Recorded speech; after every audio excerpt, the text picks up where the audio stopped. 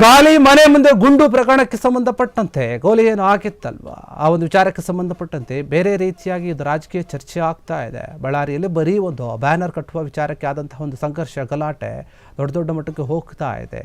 ಇದೇ ವಿಚಾರವಾಗಿ ಏನೇನಾಯಿತು ಅಲ್ಲಿ ಅದರ ಬಗ್ಗೆ ನಮಗೆ ವರದಿ ಬೇಕು, ನಿಜಾಂಶ ಬೇಕು ಅಂತ ಹೇಳಿ ಈಗ ಕಾಂಗ್ರೆಸ್ ಒಂದು ಸಮಿತಿಯನ್ನು ರಚನೆ ಮಾಡಿದೆ. ಇದಕ್ಕೆ ಆದೇಶವನ್ನು ಕೂಡ ಹೊರಡಿಸಿದ್ದಾರೆ ಡಿಸಿಎಂ ಡಿಕೆ ಶಿವಕುಮಾರ್ ಅವರು. 6 ಸದಸ್ಯರಿರುವಂತಹ ಸತ್ಯ ಶೋಧನಾ ಸಮಿತಿಯನ್ನು ರಚನೆ ಮಾಡಿದೆ ಈಗ ಕಾಂಗ್ರೆಸ್.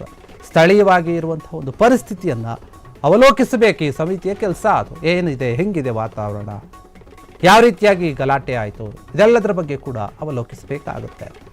ಈ ಒಂದು ಸಮಿತಿಗೆ ಗ್ಯಾರಂಟಿ ಅನುಷ್ಠಾನ ಸಮಿತಿ ಅಧ್ಯಕ್ಷರಾಗಿರುವಂತಹ ಎಚ್.ಎಂ. ರೇವಣ್ಣ ಅವರ ಅಧ್ಯಕ್ಷತೆಯಲ್ಲಿ ಒಂದು ಸಮಿತಿ ರಚನೆ ಆಗಿರುವಂಥದ್ದು. ಇದನ್ನು ಡಿ ಕೆ ಶಿವಕುಮಾರ್ ಅವರು ಹೇಳಿದ್ದಾರೆ. ಡಿಸಿಎಂ ಡಿ ಕೆ ಶಿವಕುಮಾರ್ ಮತ್ತು KPCC ಅಧ್ಯಕ್ಷ ಆಗಿರುವಂಥ ಇವರು ಆದೇಶವನ್ನು ಕೂಡ ಈಗ ಹೊರಡಿಸಿದ್ದಾರೆ.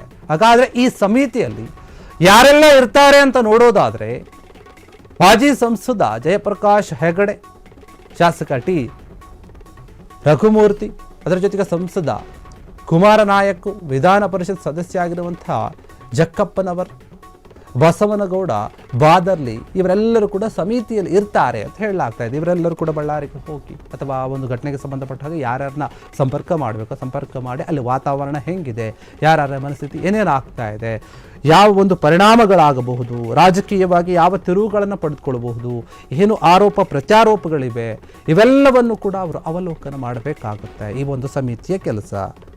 CM ಸಿದ್ದರಾಮಯ್ಯ ಅವರು ಕೂಡ ಹೇಳಿದರು, ಯಾರು ತಪ್ಪಿತಸ್ಥರಿದ್ದಾರೆ ಅವ್ರಿಗೆ ಶಿಕ್ಷೆ ಆಗುತ್ತೆ ಅಂತ. ಇನ್ನೊಂದು ಕಡೆ ನಾಯಕರು ಅವರು ಕೂಡ ಹೇಳ್ಕೊಳ್ತಾ ಇದ್ದಾರೆ, ನಮ್ಮ ತಪ್ಪಿದ್ರೆ ನಮಗೆ ಶಿಕ್ಷೆ ಕೊಡಿ, ಇಲ್ಲ ಯಾರು ತಪ್ಪಿರುತ್ತೆ ಅವ್ರಿಗೆ ಶಿಕ್ಷೆ ಕೊಡಿ ಅಂತ.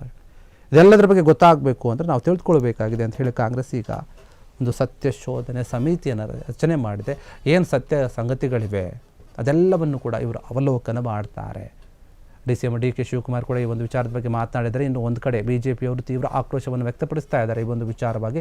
ಇಲ್ಲೋ ಒಂದು ಕಡೆ ದ್ವೇಷದ ರಾಜಕಾರಣ ಬೆಳೀತಾ ಇದೆ ಬಳ್ಳಾರಿಯಲ್ಲಿ ಎನ್ನುವಂಥ ಮಾತು ಪದೇ ಕೇಳಿ ಬರ್ತಾ ಇದೆ. ಈಗ ಈ ಘಟನೆ ಏನಿದೆ ಬರೀ ಒಂದು ಪುತ್ಥಳಿ ಅನಾವರಣ ವಿಚಾರವಾಗಿ, ಬ್ಯಾನರ್ ಕಟ್ಟುವಂತಹ ವಿಚಾರವಾಗಿ, 20x21 ಬ್ಯಾನರ್ ಕಟ್ಟುವಂತಹ ವಿಚಾರವಾಗಿ ಇವರು ನಡೆದಂತಹ ಒಂದು ಗಲಾಟೆ ಏನಿದೆ, ನಡೆದುಕೊಂಡಂತಹ ರೀತಿ ಏನಿದೆ, ನಿಜಕ್ಕೂ ಕೂಡ ರಾಜಕೀಯವಾಗಿ ಇದು ಬೇಕಾಗಿತ್ತಾ?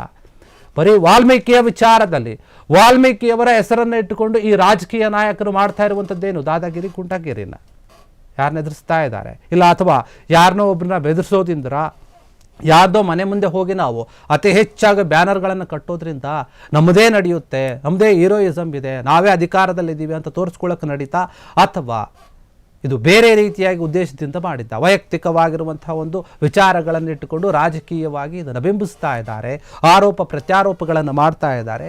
ಈ ಒಂದು ವಿಚಾರ ದೊಡ್ಡ ಸ್ವರೂಪವನ್ನು ಪಡೆದುಕೊಂಡಿರೋದಕ್ಕೆ ಈಗ ಕಾಂಗ್ರೆಸ್ ಈ ರೀತಿಯಾಗಿ ಸಮಿತಿಯನ್ನು ರಚನೆ ಮಾಡಿದೆ. ನೀವು ಹೋಗಿ ಅದ್ರ ಬಗ್ಗೆ ಎಲ್ಲವನ್ನು ಕೂಡ ತಿಳಿದುಕೊಳ್ಳಿ ಅಂತ. ಈ ಸಮಿತಿಯಲ್ಲಿ 6 ಜನರಿದ್ದಾರೆ.